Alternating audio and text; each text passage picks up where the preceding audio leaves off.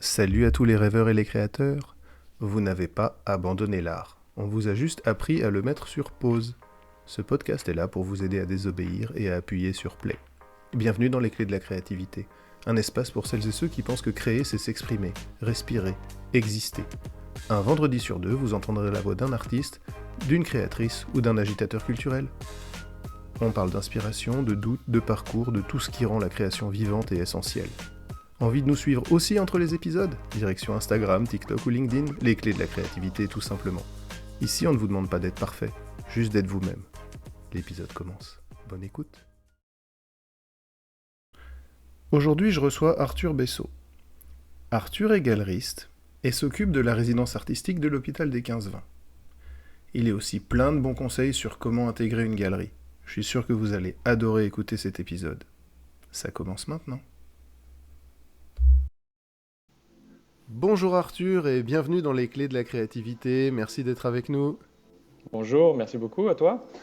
Je vais te poser des questions, Arthur, pour commencer sur ton parcours. Qu'est-ce qui fait que tu es devenu galeriste et qu'est-ce qui t'a amené jusque-là? Alors, finalement c'est une longue histoire parce que devenir galeriste, c'était pas nécessairement un objectif que j'ai toujours eu. Je dirais que ça a été plutôt le résultat assez logique de pas mal de petites étapes autour du monde de l'art, on va dire, dans laquelle je suis depuis un certain nombre d'années maintenant. Si je reprends au tout début, moi, à la base, je viens pas du tout du monde de l'art. J'ai fait une école de commerce. J'ai travaillé 6 ou 7 ans dans le marketing, dans la communication, dans des startups de la big data, de l'IA à l'époque. Voilà, donc vraiment rien à voir. Mais il y a 5 6 ans, j'étais à un point où je me disais, bon, qu'est-ce que je vais faire ensuite? Est-ce que je continue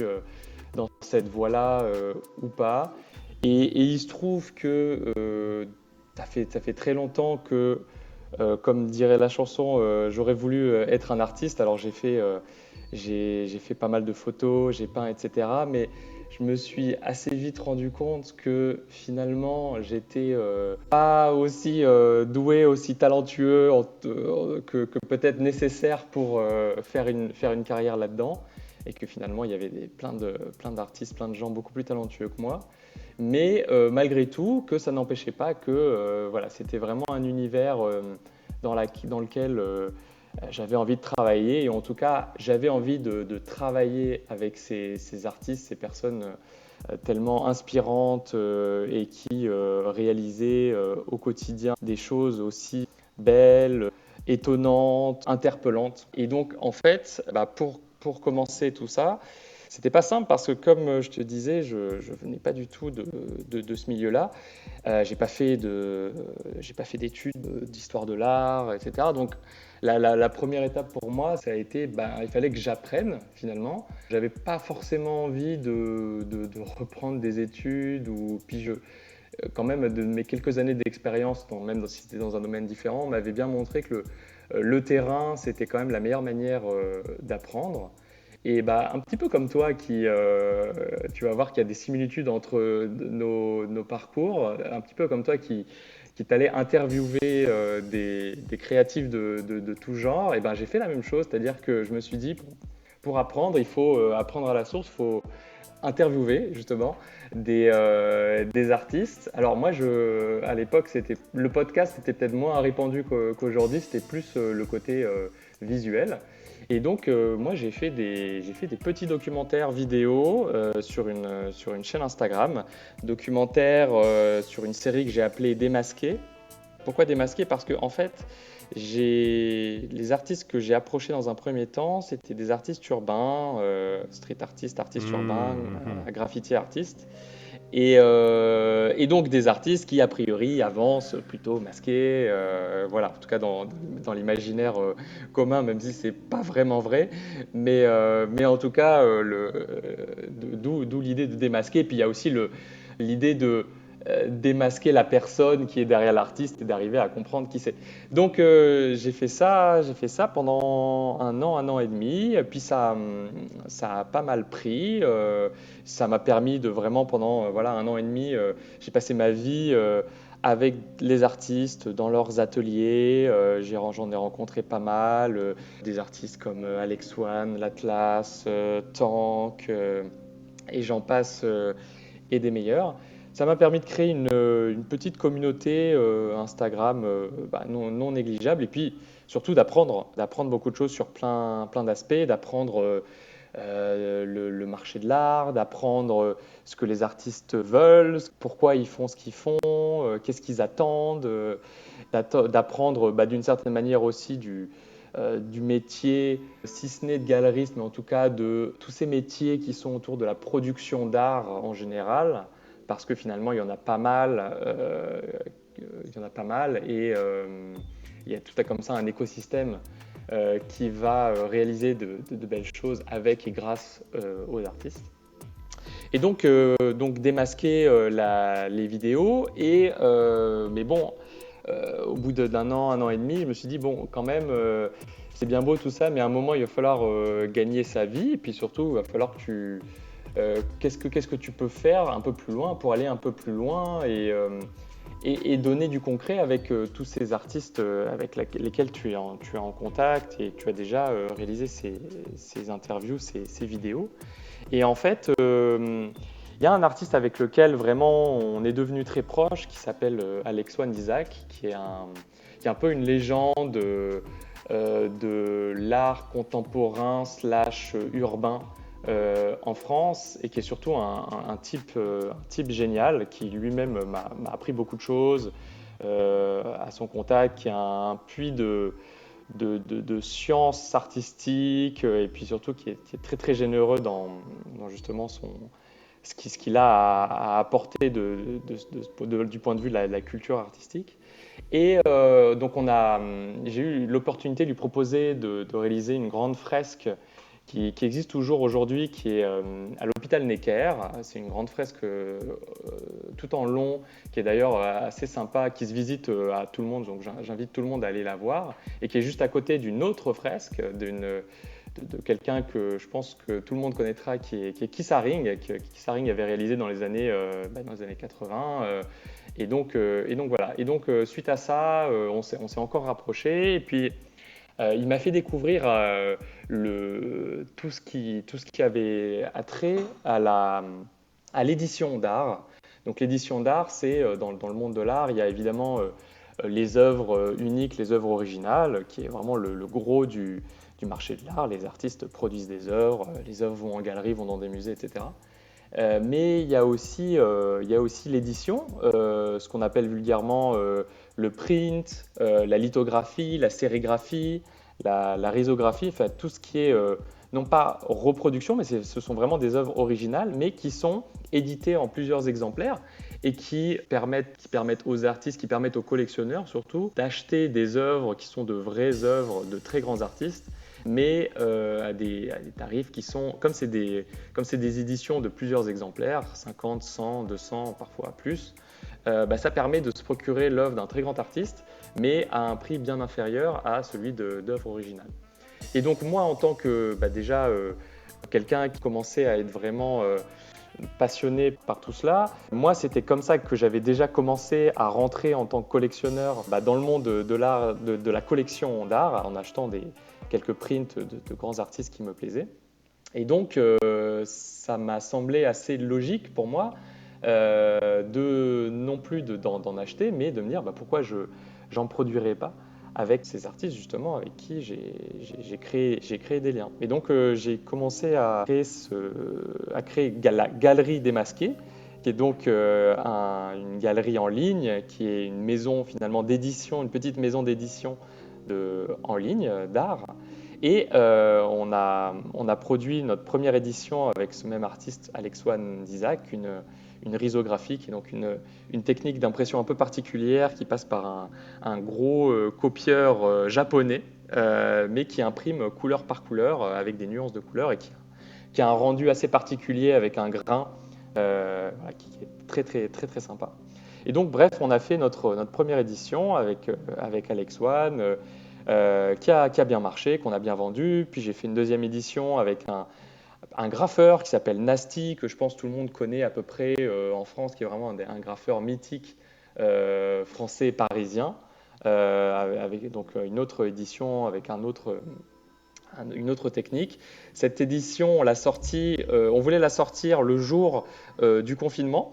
Donc finalement, voilà, on s'est dit bon, oups, petit problème, on va pas la sortir ce jour-là, mais enfin, on s'en souvient tous, hein, passer la première semaine, les premiers 10 jours, un peu comment dire, de sidération du premier confinement, bah, finalement, on l'a quand même sorti. Et en fait, ça s'est très bien passé. On a tout vendu en quelques heures. Aussi parce que, je sais pas, on pourra peut-être en reparler, mais que le moment du confinement était finalement, contre toute attente, un très bon moment pour l'art, puisque les gens, c'est un peu une parenthèse, mais étaient, je pense, seuls face à eux, face à chez eux. Et en fait, l'art a été une sorte, parmi d'autres, hein, mais une sorte de refuge. Et finalement, l'art pendant cette période s'est plutôt bien porté, même si on ne pouvait plus en consommer en direct dans des galeries. En tout cas, le print, l'édition d'art, c'est bien porté. Bref, et donc du coup, voilà, j'ai sorti avec Galerie des Masques un certain nombre de prints divers et variés pendant plusieurs années à compter donc du coup de 2020, hein, c'est ça. Et ça, finalement, moi, ça m'a lancé dans le monde de l'art, on va dire dans le marché de l'art en tant que quelqu'un qui produit, qui participe à la production d'éléments artistiques.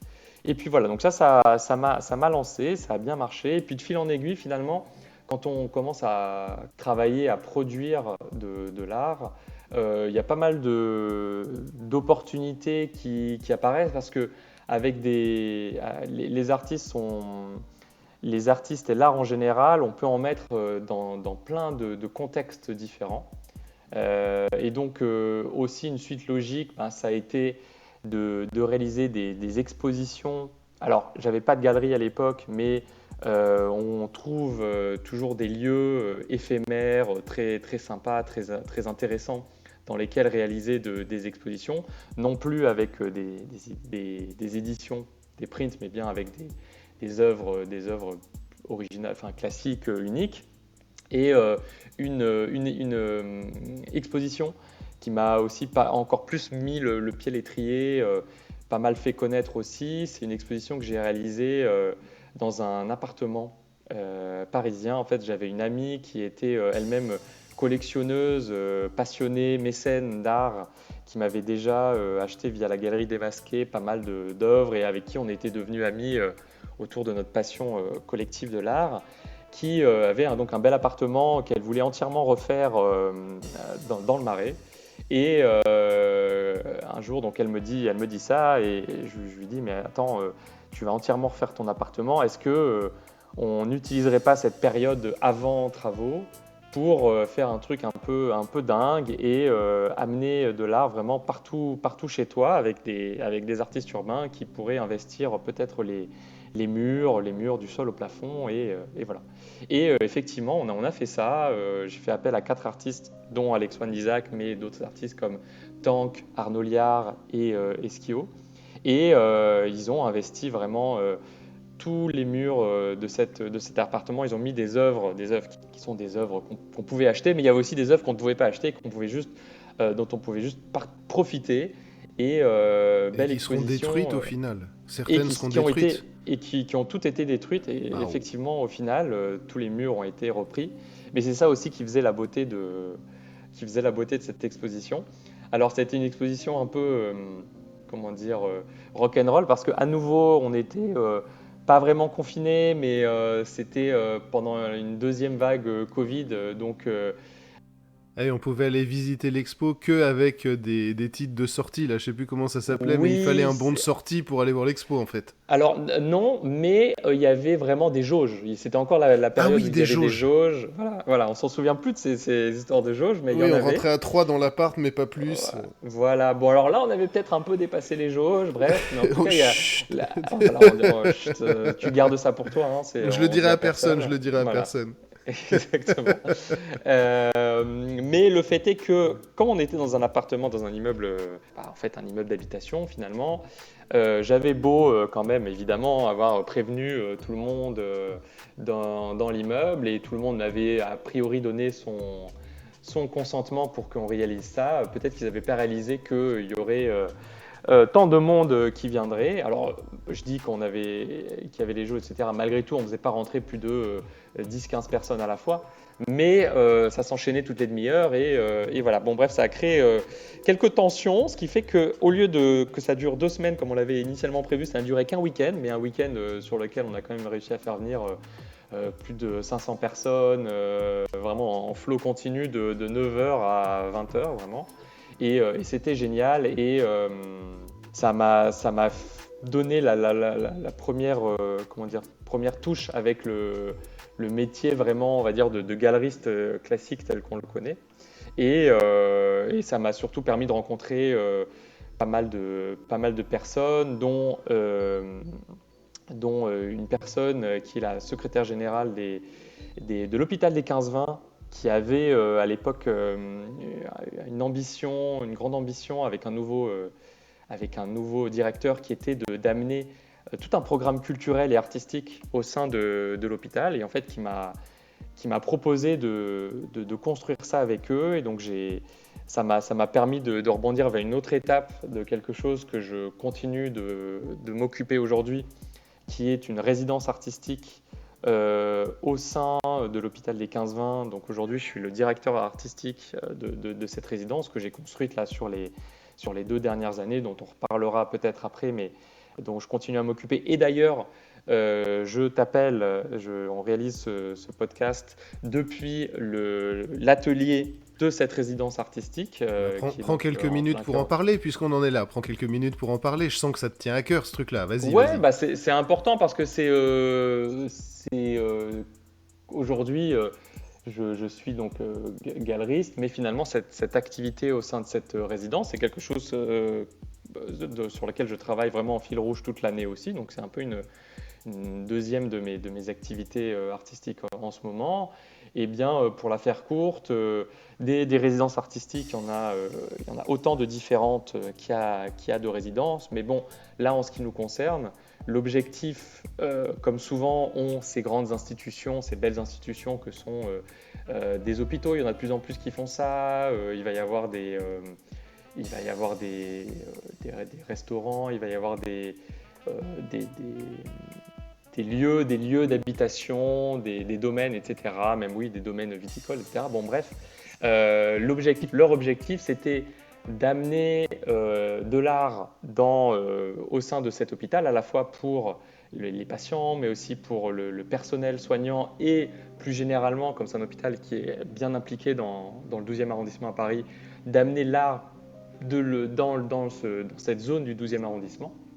Et donc c'est ce qu'on construit, c'est ce que je construis avec eux depuis 2 ans, en amenant des artistes français et internationaux qu'on fait venir pendant un certain temps, souvent c'est un mois, et en fait j'ai cette chance de pouvoir mettre à leur disposition à la fois un atelier, donc ce fameux atelier depuis lequel je t'appelle, qui est un atelier situé au 11e étage d'un des bâtiments de l'hôpital des 15-20 et qui donne du coup qui a cette chance de donner sur Paris, d'avoir une belle vue sur Paris, et qui est un atelier que je mets à disposition régulièrement dans l'année des artistes qui viennent en résidence. Donc ils ont un lieu pour travailler, et en plus de ça, pour les artistes qui ne sont pas français, on a même un petit appartement, un petit studio dans lequel on les loge, et donc ils peuvent travailler quasiment en autonomie pendant plusieurs semaines, un mois. Et donc on a réalisé là déjà depuis 2 ans que que cette résidence existe. On a réalisé pas mal de projets autour de l'hôpital. Alors, des choses très concrètes, hein. Il va y avoir des fresques. Si tu viens te balader, si tu viens de Bastille et que tu vas vers l'hôpital des 15-20, qui est vraiment littéralement à 100 mètres de la place de la Bastille, tu verras déjà une très grande fresque qui doit faire plus de 20 mètres de haut, qui est dans la rue de Charenton, qui est la rue qui mène à l'hôpital des 15-20 et qui a été réalisé par un grand artiste français qui s'appelle Julien Colombier, qui est aujourd'hui un artiste international réputé, qui bosse avec à la fois des grandes galeries, des grandes marques. Et c'était sa première fresque dans Paris Intramuros. Alors il y en a partout en France, mais Paris Intramuros, c'était sa plus grande fresque. Donc c'est déjà le premier témoin que tu peux voir en fait, c'est un parcours artistique qu'on a créé. Et donc, il y a d'autres fresques qu'on a réalisées par la suite, avec Olivia de Bona, avec Damien Moreau, avec David Von Bar, avec Rémi Roff. Voilà, autant d'artistes français et étrangers. Ça fait plein de noms pour mon podcast. Ça fait plein de gens que je vais pouvoir appeler. Et exactement. Et à mon avis, qui se feront un plaisir de te parler et qui ont tous des approches assez différentes. Et donc voilà, ça plus pas mal d'événements et de productions qui sont plus destinés. Donc ça, c'est vraiment des productions qui sont accessibles à tous, au grand public. Puis il y a des productions et des moments qui sont un peu plus dédiés, plus spécifiquement, comme je te disais, à la fois au personnel soignant et aux patients, évidemment, avec des ateliers de découverte de l'art, de pratiques artistiques, des moments de discussion avec des artistes. On a organisé une nuit blanche, justement avec certains des artistes en résidence. On a travaillé sur des journées du patrimoine pour parler de l'hôpital des 15-20, mais sous un angle artistique, avec une belle artiste qui avait réalisé des illustrations autour de l'histoire des 15-20. Enfin bon, bref, voilà, tout ça c'est de la vraie DA en fait, hein. Tu fais de la vraie direction artistique autour de ça, c'est pas juste une résidence dont tu t'occupes comme un gestionnaire de loyer.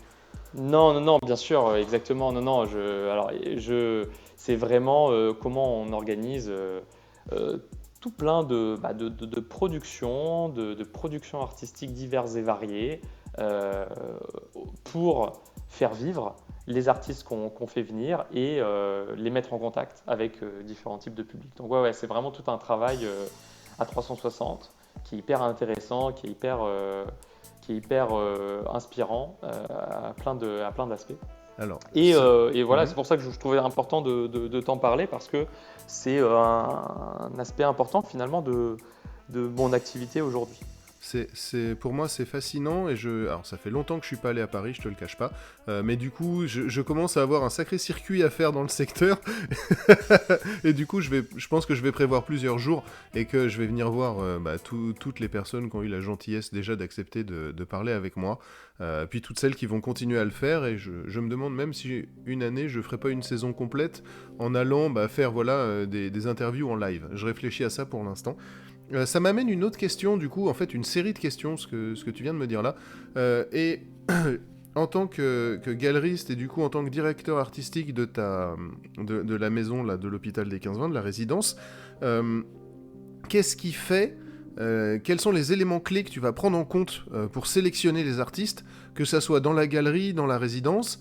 Et derrière, j'ai d'autres questions sur comment est-ce que tu fais pour vivre de ça. Parce qu'un des points clés du podcast, c'est comment vivre avec la partie créative. Donc déjà, comment tu choisis, quels sont les points clés, les secteurs qui font que tu tiques sur un artiste, pas sur un autre. Et ensuite, comment tu fais pour générer du chiffre et comment tu fais pour en vivre? Ouais, absolument. Alors juste pour terminer parce que malgré tout, on a parlé de la galerie, mais sans en dire plus. On n'est pas rentré dans la galerie encore. Voilà, on n'est pas rentré dans la galerie, mais on va en rentrer plus en détail. Mais juste pour terminer, parce que malgré tout, ça reste quand même aujourd'hui l'une de mes activités principales. Donc, de fil en aiguille,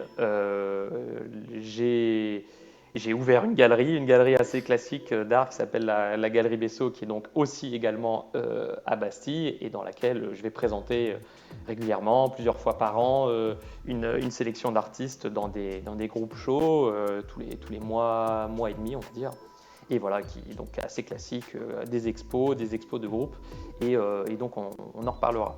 Mais donc, que ce soit au sein de cette galerie, que ce soit au sein de la résidence artistique, ou dans mon métier tu parlais de direction artistique, mais c'est ça, hein, de direction artistique, où je vais faire du conseil et de la production aussi pour des entreprises qui veulent mettre de l'art soit dans leurs locaux, mais plutôt on va dire dans leur quotidien, et dans leur quotidien, c'est ça. Ta question, c'était comment je choisis des artistes. Moi, depuis le début, il y a vraiment quelque chose autour de la personne, avant même peut-être autour de la production de la personne. Moi, depuis le début, ça a été des rencontres en fait.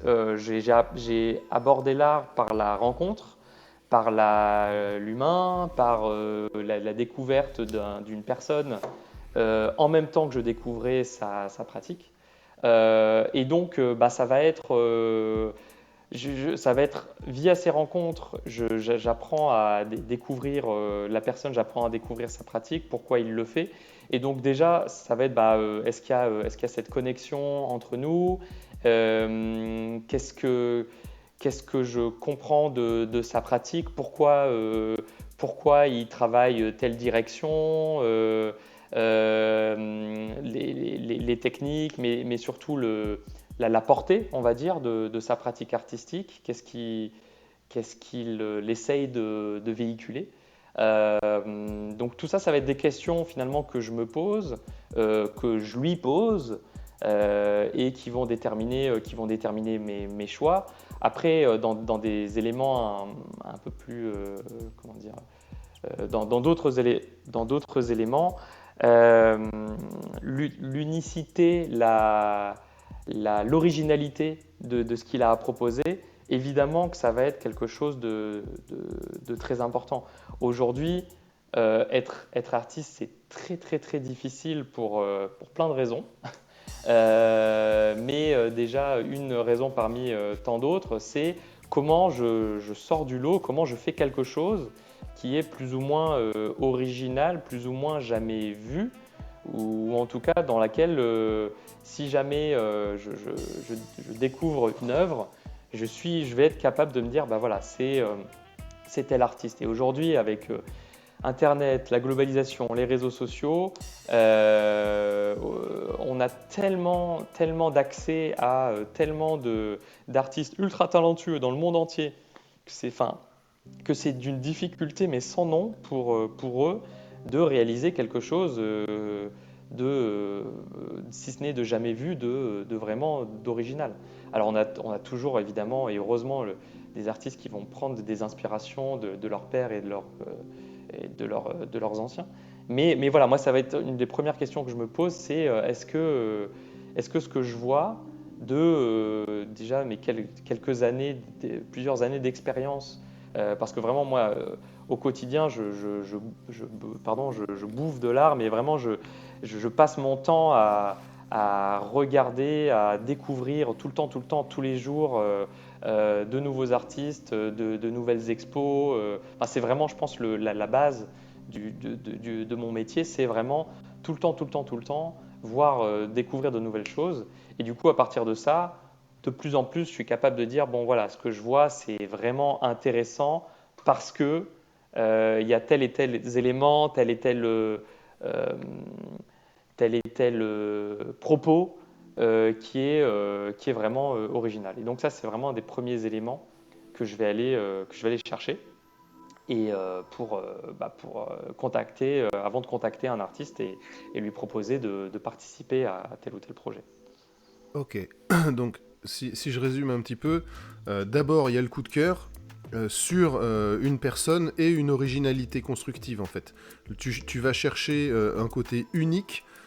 Et c'est vrai qu'il y a ce paradoxe aujourd'hui que tout le monde peut présenter ce qu'il fait, mais du coup tu te retrouves noyé dans la masse de gens qui font soit un peu comme toi, soit différemment, soit vachement mieux que ce que tu fais, mais toi tu as un côté original, et c'est vrai, je pense qu'à ton niveau, aller chercher sans arrêt et passer sa journée soit à scroller Insta, soit à regarder sur Internet qu'est-ce qui sort dans les dans les prochaines expos et tout. Bah, si tu le fais pas, en fait, soit ça va ronronner, tu vas avoir quelques artistes et ça va le faire, mais très vite, bah, les artistes vont changer, le style va changer, l'époque change très vite et les besoins des acheteurs changent très vite aussi. Et du coup, c'est une question pour moi aussi, c'est comment est-ce que tu vas équilibrer l'aspect commercial et l'aspect soutien de l'expression artistique. Alors déjà, l'aspect commercial, en tout cas en ce qui me concerne, il y a... Écoute, oui et non, c'est-à-dire que dans tous les cas, les artistes, euh, comment dire, ce ne sont pas des, ils travaillent l'art pour l'art aujourd'hui, et d'ailleurs même de tout temps. Je suis pas sûr que ça ait jamais totalement existé, à part peut-être des artistes qui étaient sous mécénat.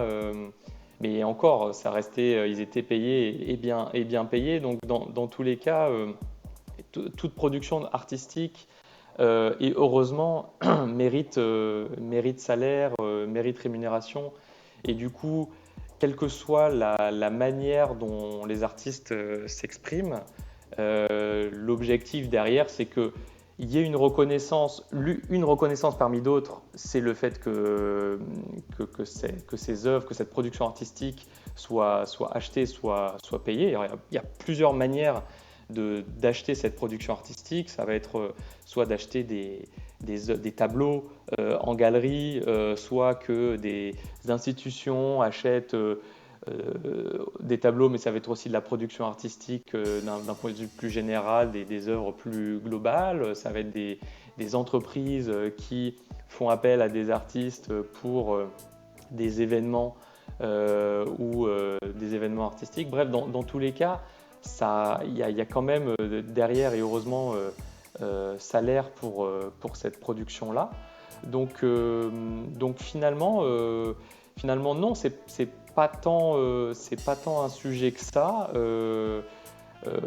Que ce soit en galerie, les artistes, voilà, on va essayer de réaliser des expositions qui sont les plus pertinentes, les plus étonnantes, les plus belles parfois possibles, en tout cas les plus intéressantes pour le public, pour chacun des publics.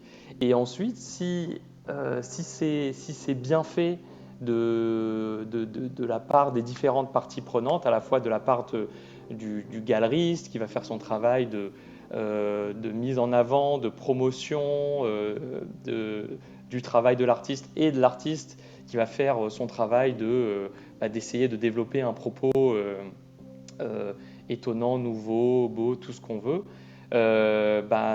Généralement, ça vient rencontrer un public. Encore une fois, je pense que si les choses sont bien faites, cette question ne se pose pas tant que ça,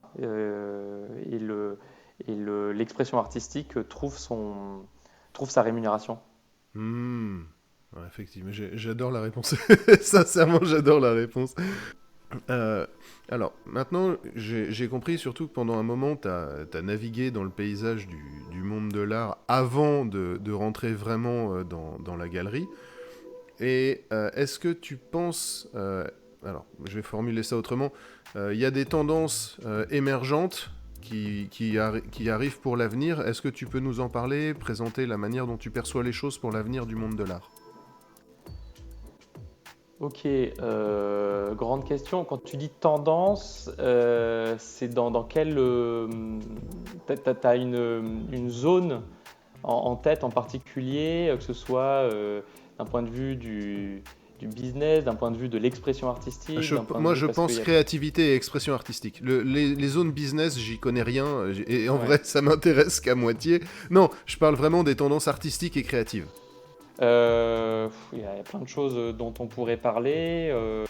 Peut-être dans quelque chose qui, moi, Alors, donc, dans mon activité, je travaille toujours avec pas mal d'artistes urbains. Donc, c'est des artistes qui ont une pratique d'atelier, mais qui ont aussi une pratique qui dépasse l'atelier, dans laquelle ils vont pouvoir se produire sur des surfaces bien plus importantes, type des murs, des lieux entiers.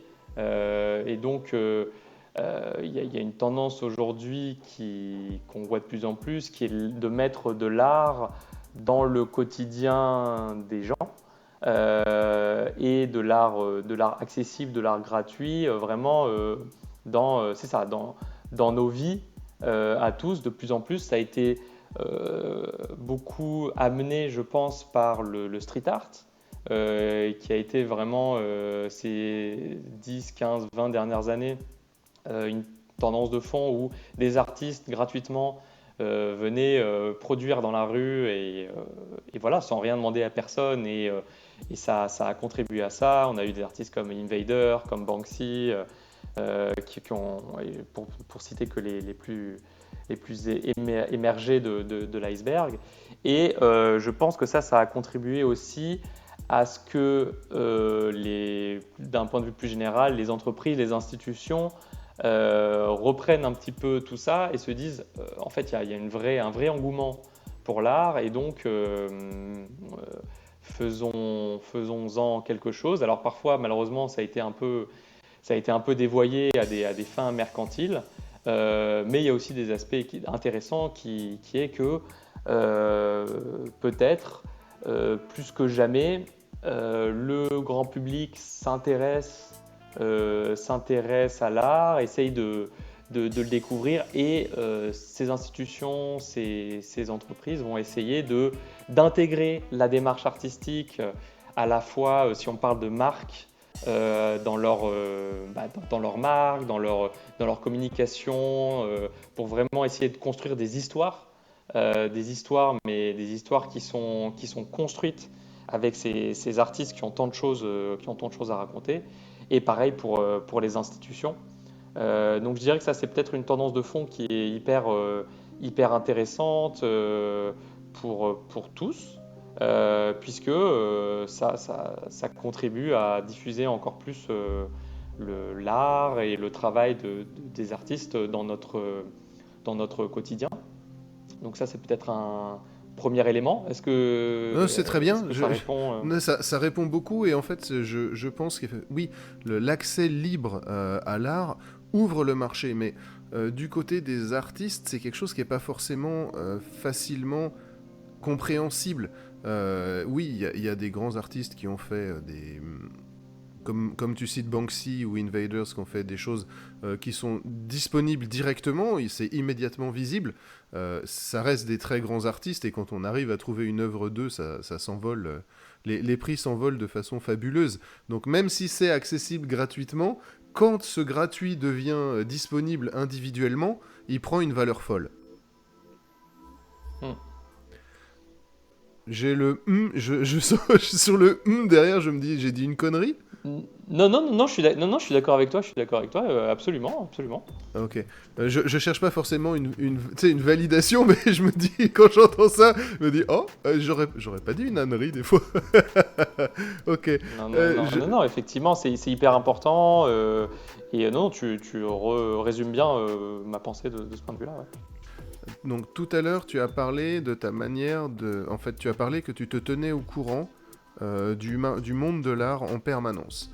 Est-ce que tu peux nous expliquer quels moyens tu utilises, sans aller jusqu'à révéler des secrets s'il y en a, pour te tenir au courant en permanence de ce qui te passe et de la manière dont tu vas aller chercher les nouveaux artistes pour ta résidence ou les nouveaux artistes pour ta galerie?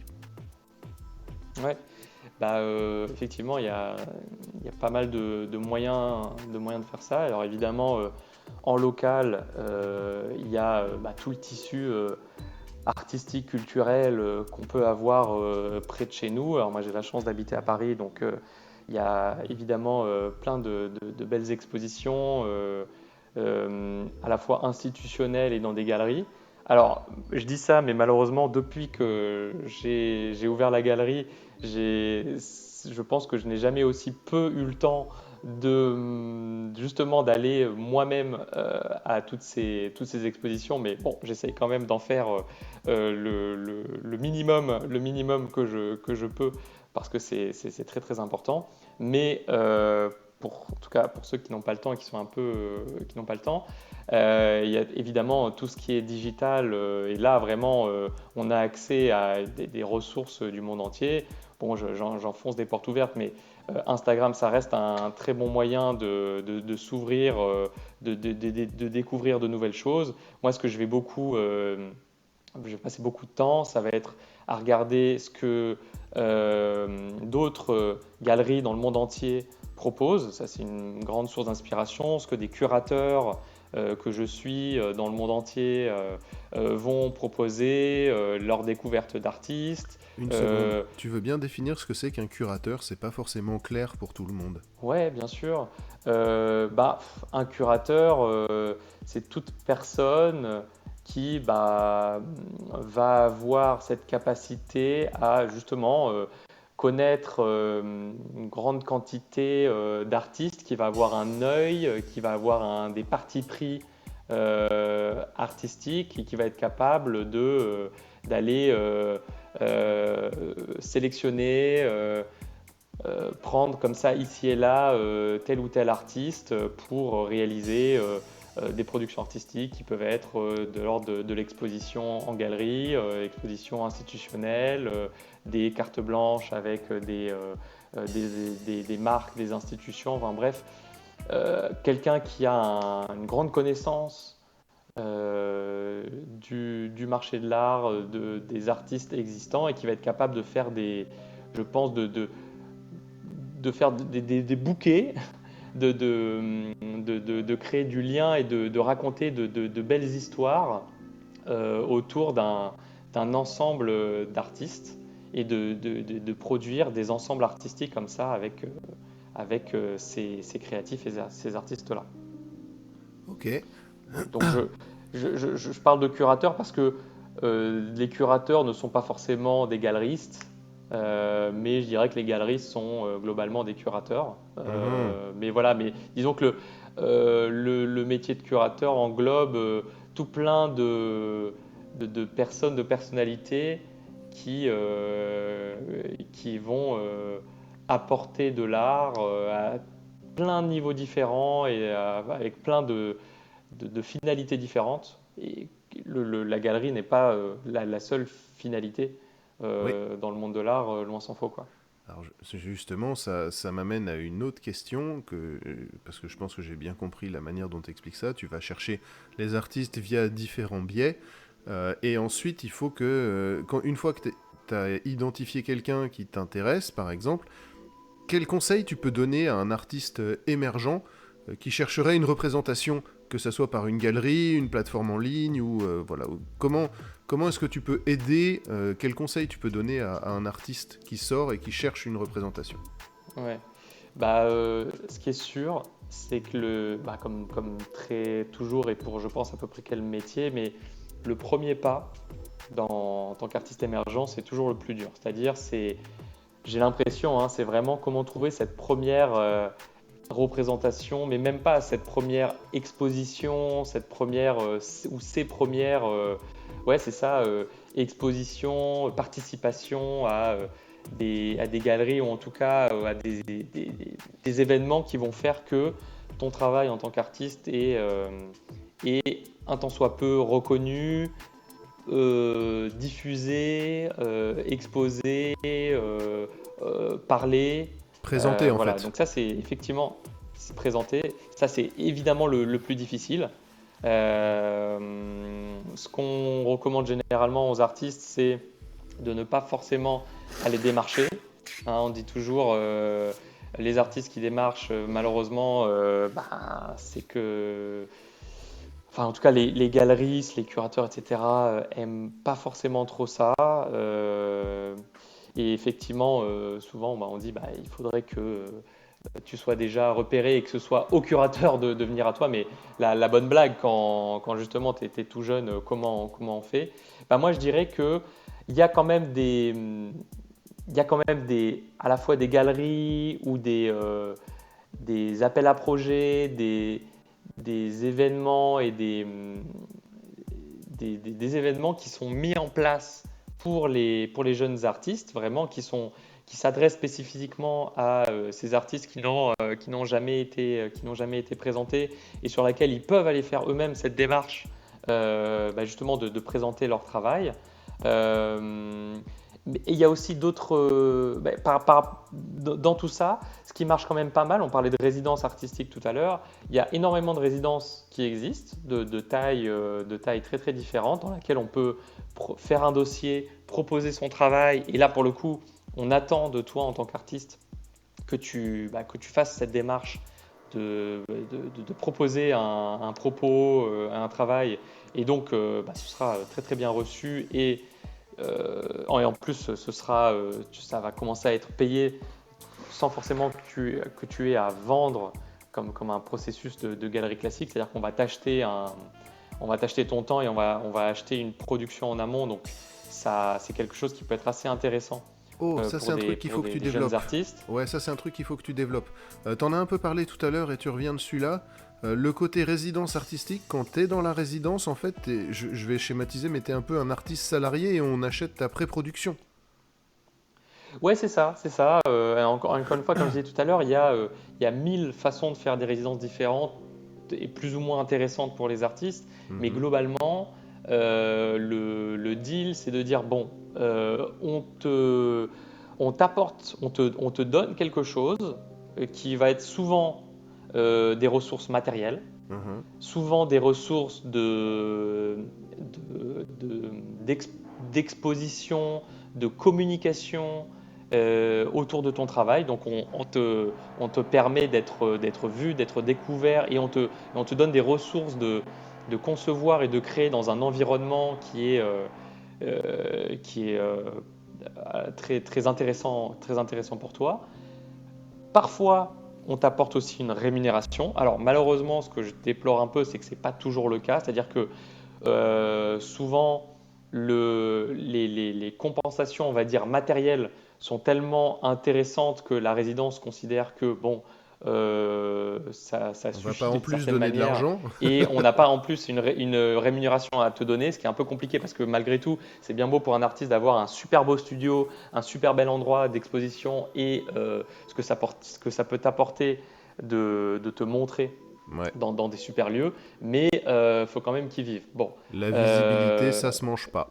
la visibilité, ça se mange pas, ça permet derrière de trouver des opportunités, certes, mais bon voilà. Bon, après à chaque artiste aussi de faire le trade entre toutes les ressources à la fois matérielles et pécuniaires que la résidence peut apporter. Mais ce qui est vrai, c'est que voilà, c'est un trade et donc en l'échange de ça, l'artiste va donner du temps, va donner des œuvres parfois. Hein. Des œuvres, elles sont parfois données, parfois elles sont juste prêtées ou créées dans le cadre de cette résidence. Parfois c'est des œuvres, des tableaux, parfois c'est des installations dans un contexte, dans un milieu contextualisé. Mais en tout cas, ce qui est sûr, c'est qu'il y en a pas mal qui existent et ça peut être un bon premier pied à l'étrier pour des artistes. Après, comme je disais, ça peut être intéressant d'aller proposer son travail à quelques petites galeries qui elles-mêmes sont là pour promouvoir des jeunes artistes. Et Mhm. ensuite, partir de là, et une fois qu'on est parti de là, il faut travailler, évidemment, j'enfonce des portes ouvertes, mais ses réseaux sociaux à fond, sa communication à fond, son image à fond. Ça, clairement, moi, c'est une des premières choses que je vais regarder, même quand des artistes viennent me voir, que je ne les connais pas forcément et qui me proposent leur travail, c'est quelle est ta présence et comment toi tu organises ton image de marque en tant qu'artiste. Parce que, alors certains, ça les gêne, des artistes me disent non, mais moi, Instagram, c'est pas pour moi, Euh, moi, J'en c'est connais. voilà, c'est l'art pour l'art, c'est ma pratique artistique. En fait, oui, mais non. C'est-à-dire que même au XVIe siècle, même au XVIIe siècle, oui, certes, il n'y avait pas Instagram, mais en fait, les artistes, ils avaient besoin de travailler leur image de marque, tout comme, enfin, de tout temps.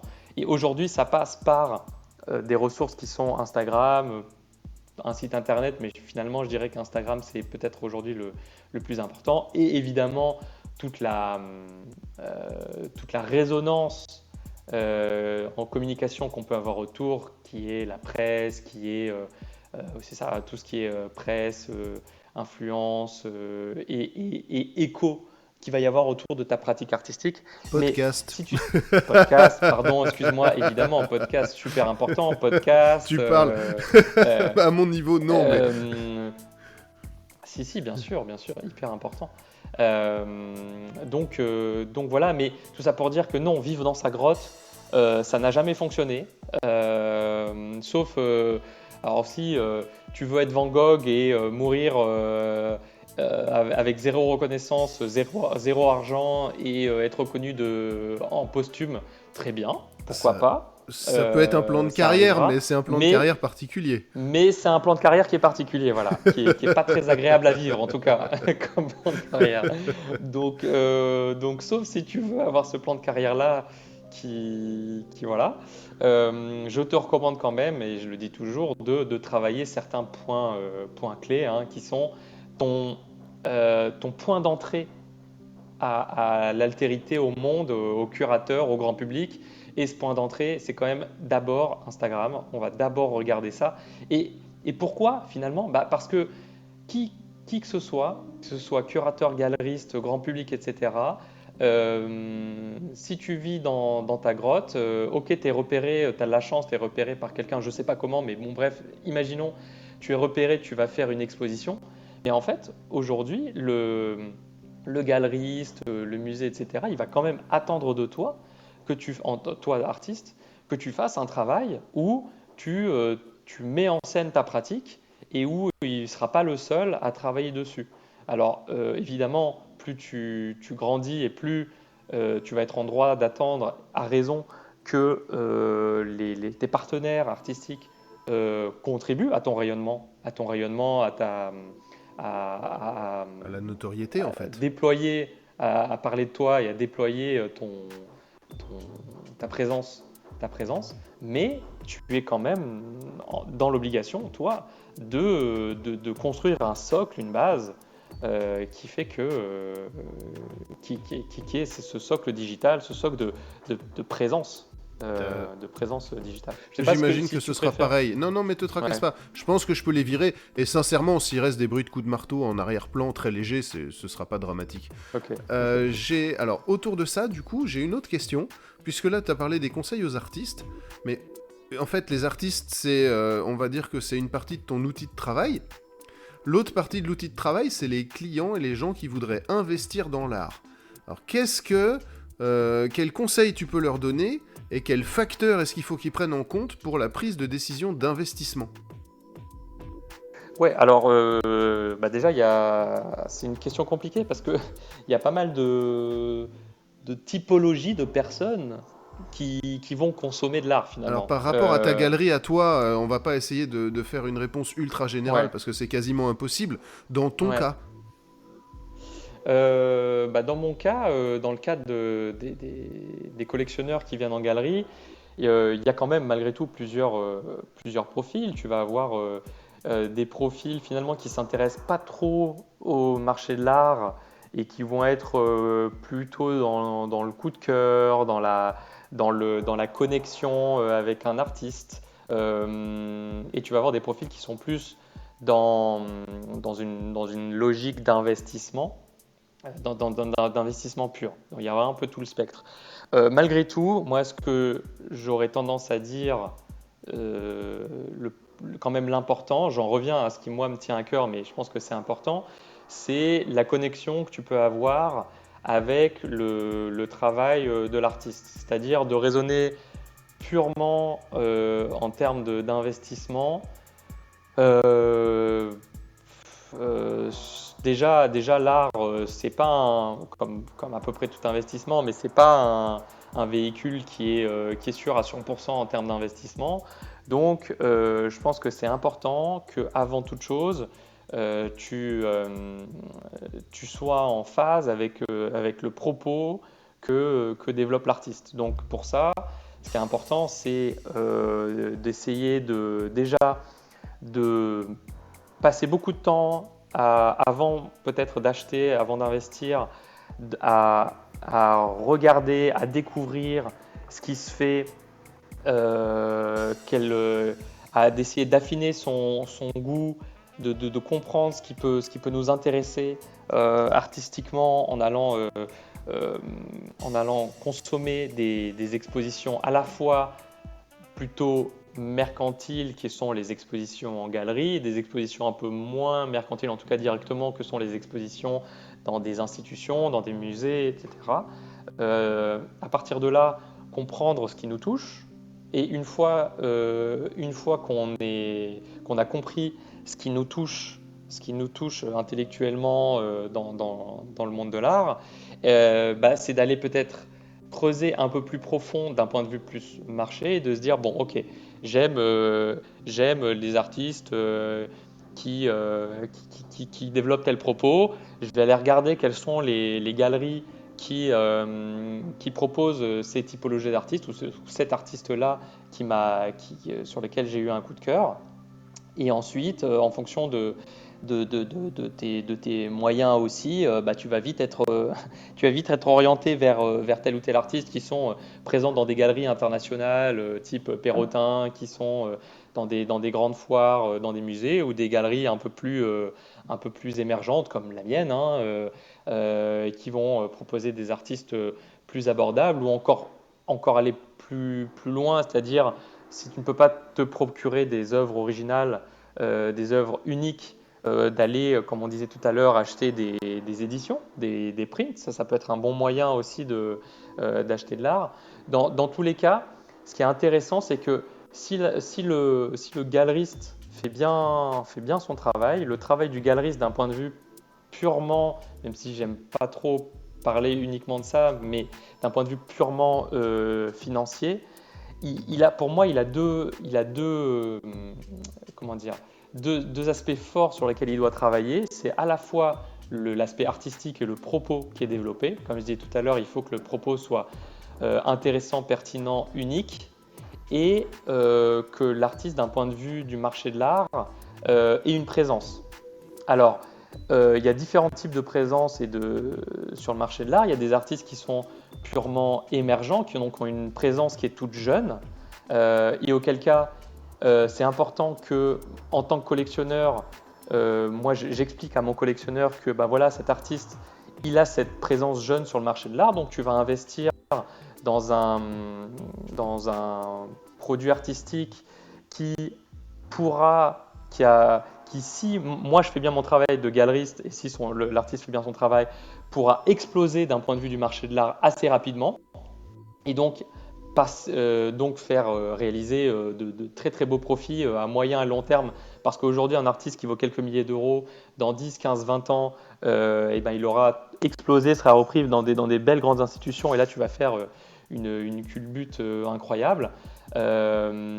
Ou alors être sur des profils d'artistes beaucoup plus déjà ancrés dans le marché de l'art, donc qui vont être plus chers à acheter de prime abord, mais où le bénéfice-risque est plus intéressant, le entre gamble, guillemets. le bénéfice-risque, en tout cas il y a moins de risques d'une certaine manière, puisque étant bien installé déjà dans différents types de galeries, dans différents types d'institutions, en France et à l'international, tu peux te dire que ce qui est la cote de l'artiste, ce qui est le marché de cet artiste est beaucoup plus sûr, et que donc tu vas faire un achat qui en prix est plus important à un instant T, mais tu as beaucoup plus de chances que dans la durée, cet artiste continue à s'épanouir, continue à grandir, au lieu de tomber dans un relatif peut-être anonymat, ou de jamais vraiment atteindre ce statut de semi-star à star qu'on a un peu dans ce marché de l'art-là, quoi.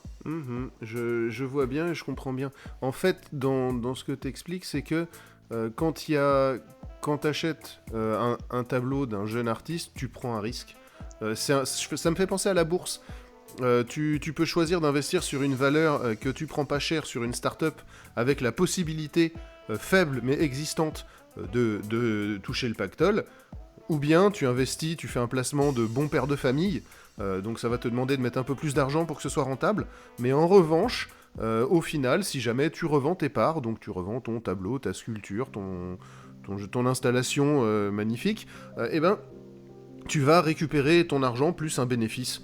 Et ça me fait vraiment penser à une structure boursière, ce que tu décris là. Oui, oui, oui. Alors, et effectivement, et comme tu dis très justement, ça c'est quand tu as vraiment que cette vision purement boursière de l'art que je recommande vraiment pas du tout et que je trouve assez dommageable. Enfin, c'est-à-dire, si Oui, c'est juste pour faire ça, pourquoi autant acheter des investir actions. dans l'art et pas, oui, pourquoi pas acheter des actions dans ce cas-là et pourquoi pas jouer en bourse. Autant laisser l'art à ceux qui n'ont pas que cette approche purement pécuniaire. Mais c'est ça qui est intéressant avec l'art, c'est que on peut, en fait, pour moi, c'est pour ceux en tout cas qui ont malgré tout une volonté d'investir, de leur dire bah, pourquoi vous investiriez dans l'art et pas dans la bourse, Mhm. c'est justement, vous avez ce côté financier, il y a un petit peu un jeu financier qui est derrière, mais moi j'ose espérer que tu as tout un côté humain, intellectuel et ouais, d'affect qui va se créer autour de ce que tu as acheté, autour d'un artiste. Parce que quand tu achètes une œuvre d'art, tu achètes un artiste derrière. Enfin, un artiste, il ne va pas produire tant d'œuvres que ça dans une année, dans une vie. Et donc, tu achètes vraiment un bout de lui. Moi, souvent, j'essaye de faire en sorte que les collectionneurs puissent, puissent rencontrer les artistes, puissent comprendre qui y a derrière l'œuvre. Et ça donne tout de suite énormément de valeur personnelle à ce que tu mets chez toi. Et s'ils ne peuvent pas le rencontrer directement, moi, ça reboucle avec ce que j'expliquais sur mes premiers pas dans le monde de l'art, qui est de comprendre via des... Toi, tu fais des podcasts, moi, je faisais des vidéos et j'en fais toujours un petit peu, mais d'avoir ce côté... comprendre qui est la personne, qui est le propos. Et donc ça, quand même, c'est très important. Et ce qui est vraiment cool dans l'art, c'est que tu as ce côté investissement et tu as ce côté hyper personnel, hyper affect et hyper intellectuel que tu peux avoir en plus du côté purement financier, quoi. Et Mm. j'espère que c'est ce côté-là qui va finir par prendre le pas sur le côté financier et que tu auras de belles surprises peut-être à terme sur la cote de ton artiste. Mais finalement, on se rend compte que les collectionneurs, les grands collectionneurs, même ceux qui font des culbutes sur leurs œuvres, bah, en fait, ils vont les garder, ils vont les transmettre à leurs enfants, à leurs petits-enfants. On voit ça avec les grandes collections. Et que, bah, en fait, tu ne réalises financièrement en monnaie sonnante et trébuchante quand tu deviens un collectionneur passionné, c'est pas forcément quelque chose que tu vas réaliser d'un point de vue financier parce que tu vas garder ces œuvres. Alors tu auras ce patrimoine que tu vas garder et transmettre à ta famille, à tes enfants, mais tu as envie de le garder finalement et tant mieux. Oui, c'est vrai. Quand on est comme ça avec des... En fait, quand les artistes peuvent transmettre le message qui va avec l'œuvre, l'œuvre devient plus... comme tu le disais, on n'achète pas juste une œuvre, on achète un morceau de la vie de l'artiste, avec ses échecs, ses galères, ses réussites, et tout le bazar qui vient avec. Donc oui, c'est très important à mon sens pour les collectionneurs de rencontrer les artistes et de pouvoir discuter avec eux parce que l'œuvre, elle prend... ils se l'approprient.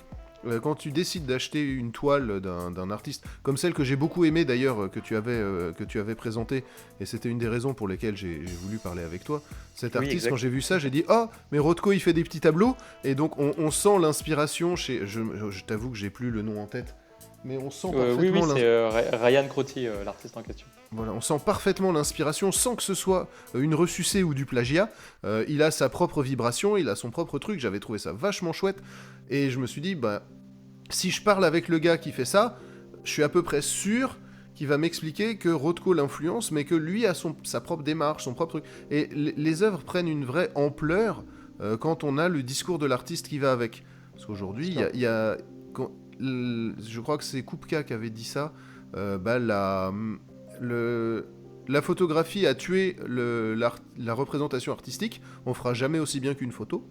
Donc maintenant, je vais faire de l'abstrait. Et donc l'abstrait, il vient avec un discours, il vient avec une parole et une explication. Sinon, ça reste des gribouillis à la peinture pour les gens qui voient. Et même si parfois c'est sensible, on arrive avec ce côté, mon gamin de 3 ans fait mieux.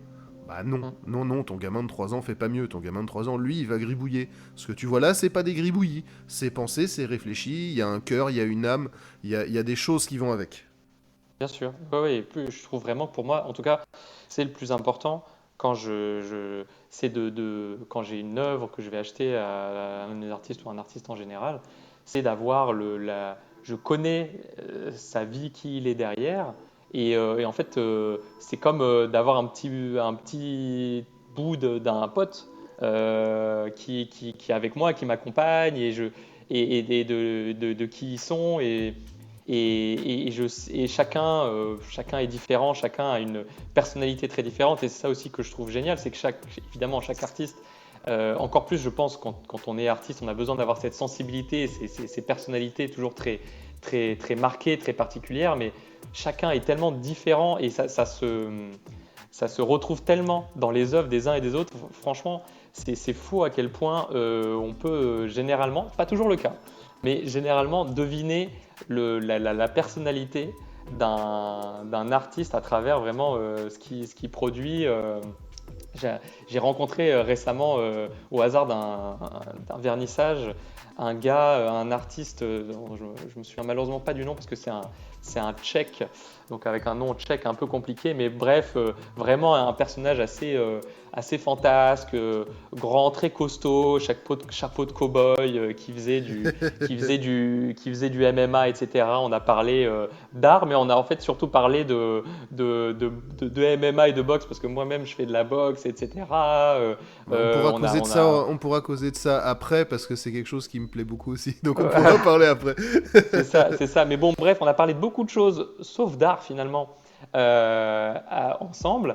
Et en sortant de ça, je ne connaissais pas son travail, et je me suis dit, ok, je suis sûr que son travail, ça va être un style extrêmement, dans quelque chose qui est pas mal en vogue en ce moment d'ailleurs, un style très très lâché, très nerveux, avec ces grands coups de crayon pas du tout léchés, qui font parfois un peu enfantin dans le style, mais avec énormément d'énergie, assez minimaliste, très coloré. Et j'avais pas tort, hein, son travail, c'était exactement ce à quoi je m'attendais, et pour le mieux d'ailleurs, mais je trouvais ça très très très drôle de me dire que j'avais donné dans le mille. Alors, c'est pas toujours le cas, mais c'est quand même assez souvent le cas en tout cas, et c'est ça qui est génial, c'est que voilà, on a une part d'une personne, et même si on ne la connaît pas intimement, personnellement, en tant que collectionneur, parce qu'évidemment tous les collectionneurs ne peuvent pas rencontrer tous les artistes,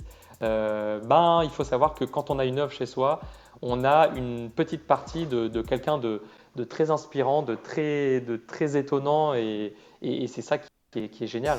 C'est ça qui est génial dans l'art et dans l'achat, dans la collection d'art. Oui. Alors, dans ta galerie, tiens, c'est une question que j'ai pas posée. Est-ce que tu n'exposes que des peintures? Est-ce que tu n'as que des artistes peintres? Ou est-ce que tu as aussi des gens qui font des installations? Ou alors est-ce que ces gens-là sont plutôt dans la maison des 15-20? Oui, alors un petit peu oui. Alors j'ai essentiellement des artistes peintres, mais j'aime beaucoup tout ce qui touche aussi à l'artisanat d'art, ou en tout cas à l'art qui confine à l'artisanat, notamment des pratiques qui vont de la céramique à la marqueterie, au travail de la laine. Ça, j'ai des artistes qui travaillent ces différents médiums. Euh, des installations, j'ai fait venir quelques artistes qui réalisent des installations. Par exemple, une artiste qui travaillait le floral dans une expo que j'ai faite, qui s'appelait Jardin d'hiver. Il y avait toute une installation végétale qui n'était pas du tout à vendre, mais où en gros elle a créé une sorte de grands canapés, mais qui était en fait un canapé recouvert de végétation, qui était un canapé végétal, qui était en milieu de la galerie et qui était là pour symboliser une sorte d'entre-deux entre l'extérieur et l'intérieur, puisque le jardin d'hiver, c'est un élément de transition entre la maison et le jardin, le jardin même. Mais en fait, c'est vrai que les installations, étant donné que ça ne se vend pas, pour une galerie, c'est un peu compliqué puisqu'il faut qu'on vende à la fin de la journée, qu'on vende et que les gens puissent les mettre chez eux. Mais du coup, ça reste quand même des éléments intéressants, je pense, pour développer un propos. Donc parfois, je fais appel à ces artistes-là et il n'y a pas de volonté de vente derrière, mais je rémunère mes artistes pour qu'ils fassent ces installations. Mais c'est vrai que ça va être des artistes que je vais essayer plutôt de positionner dans des productions artistiques où là, l'installation fait sens. La résidence, ça fait totalement sens. Je parlais de Nuit Blanche avec un artiste qui s'appelle Arnaud Liard, qui est un artiste avec lequel je suis très proche et on a fait beaucoup de choses depuis que j'ai commencé, que j'ai créé mes différentes choses dans l'art. Il a réalisé toute une grande installation sur le parvis de l'hôpital des 15-20 qui mettait en scène du multimédia, du son et lumière. En gros, il a créé toute une anamorphose. Une anamorphose au centre de laquelle il y avait un écran qui retransmettait en direct un œil, l'œil du grand public qui était amené à venir mettre son œil dans une machine. Tu sais, c'est cette machine où on vient regarder ton iris, ta pupille pour savoir scanner à iris. Voilà, exactement. Et donc en gros, ce scanner était retransmis en direct sur un écran géant au sein de l'anamorphose. Pourquoi l'œil? Puisque l'hôpital des 15-20, c'est l'hôpital spécialisé dans la vision. Donc voilà, donc il y avait toute on a construit quelque chose comme ça, une production, une installation immersive, participative, artistique. Et là, oui, il y a un achat de l'hôpital de cette œuvre auprès de l'artiste, qui est une œuvre qui est éphémère, qui dure une nuit, qui dure un peu plus quelques semaines, qui ensuite est totalement décrochée, déconstruite, etc. Mais là, évidemment que c'est des conditions où ça fait sens d'avoir des installations quand on travaille avec des institutions, quand on travaille avec des entreprises, avec le grand public, etc. Ok. J'aime beaucoup l'ensemble de notre discussion et je pense qu'on arrive à peu près au bout des questions que j'avais en tête et on a balayé l'ensemble des considérations que j'avais envie de voir. Donc merci beaucoup. Merci à toi. Ça m'a permis de comprendre pas mal de choses que je maîtrisais pas du tout et j'espère que les auditeurs auront cet aspect-là. Pardon. Et je pense vraiment que tout ce que tu viens de nous dire là, ça va permettre à des artistes qui écouteraient de comprendre comment intégrer le marché de l'art, de quoi faire pour y aller, et je pense notamment à certains que j'ai déjà interviewés, que j'irai envoyer écouter ce podcast au moment où il sortira, parce que tu donnes plein d'infos que je trouve extrêmement intéressantes. Merci beaucoup vraiment Arthur. Je suis ravi, merci beaucoup à toi de m'avoir donné la parole, et j'espère qu'effectivement que ça permettra aux artistes d'avancer un petit peu dans ce métier qui est si difficile mais si beau malgré tout. Donc lâchez rien les artistes et continuez à faire ce que vous faites si bien. On a besoin de vous à plein de niveaux. Merci beaucoup pour le temps que vous venez de consacrer à cet épisode. J'espère que vous avez eu autant de plaisir à l'écouter que j'en ai eu à le réaliser. Et si vous voulez continuer l'aventure avec nous, vous pouvez également nous retrouver sur YouTube, j'avais oublié de vous le dire en intro. Très bonne journée, on se retrouve dans 15 jours pour un nouvel épisode.